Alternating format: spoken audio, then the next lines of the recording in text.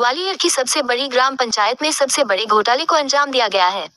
बड़ी इसलिए कि यहाँ के तत्कालीन सरपंच और सचिव द्वारा अधिकारियों से मिलीभगत करके 35 करोड़ के विकास कार्य करवा लिए गए।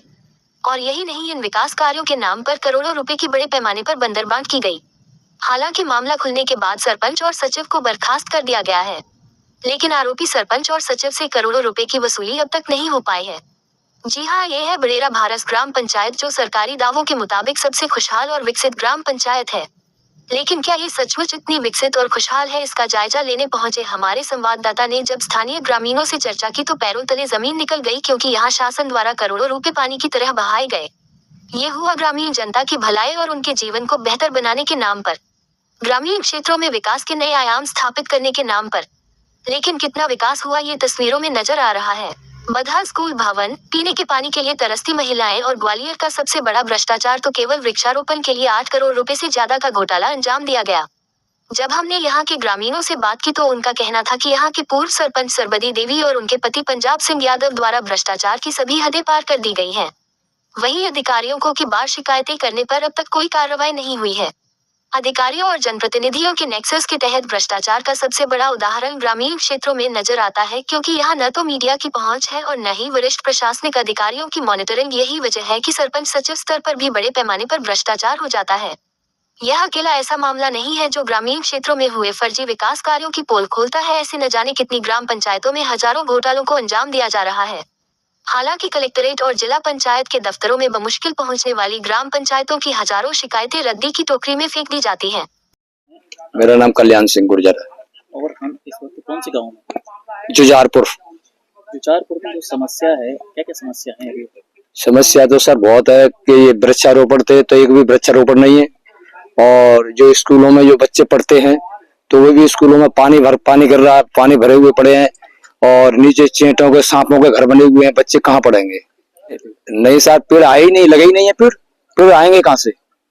पेड़ लगे नहीं है, मात्र कागज तक लिखा पड़ी है। कागजों के बाद सचिव और सरपंच दोनों ही घोटाला कर गए। तो गांव के लोगों ने ऐसी कोई शिकायत या कुछ नहीं किया? और गांव वालों नहीं कर सकते, नहीं है, बिल्कुल नहीं है।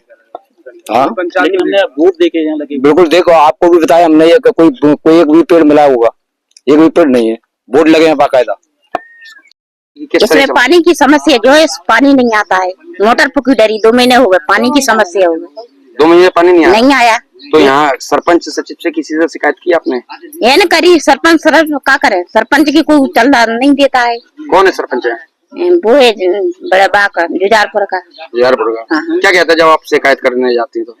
हमने देखा ही नहीं है सरपंच, हम क्या शिकायत करने जाते हैं?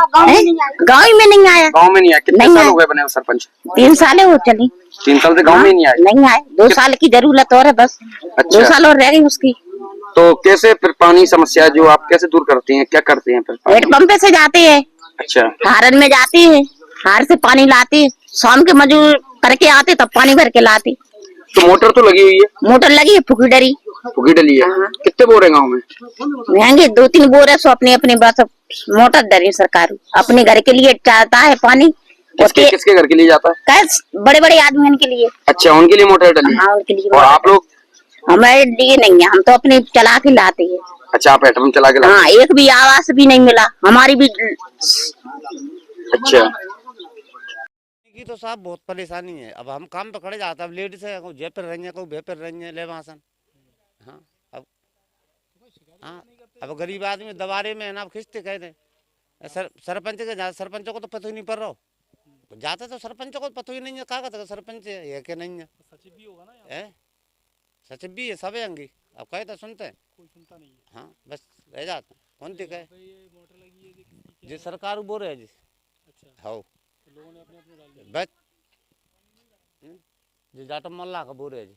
अच्छा। हाँ, अपना किस-किस ने डाल लगा है? बस अब 2-4 लोगों ने डाल ली है, पता नहीं है मुझे कोई इतनी जानकारी कौन यूज कर रहा है इसको। अच्छा। मगर जाटवों को नहीं मिलता इसमें पानी। आप लोगों को नहीं मिलता पानी?